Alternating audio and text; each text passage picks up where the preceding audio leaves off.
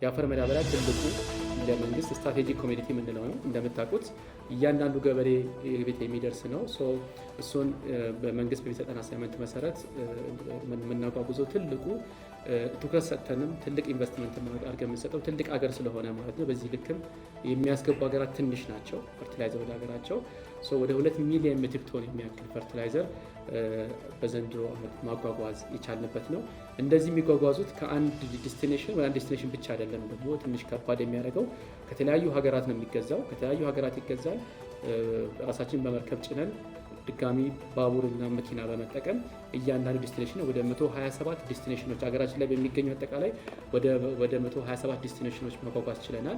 እንዲሁም ደግሞ ከጅቡቲም ወደ ኢትዮጵያም ደግሞ አስገብተን ቢኮዝ ምንን ስናጓጉዝ ከጅቡቲ አንስተን ወደ መሰረታዊ መጋዘኖች ከመሰረታዊ መጋዘኖች ደግሞ እንበትናለን።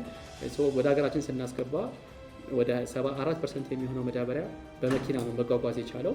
ወደ 26% የሚያክለው ደግሞ መዳበሪያ ደግሞ አጓጉዘን ወደ ሀገራችን በባቡር አስገብተን ከዛ በኋላ ወደ ተለያዩ ዴስቲኔሽኖች ድጋሚ በመኪኖች ያጓጓዝንበት ጊዜ ነበረ ማለት ነው። ይህም በጣም ትልቅ አቺቭመንት ነው።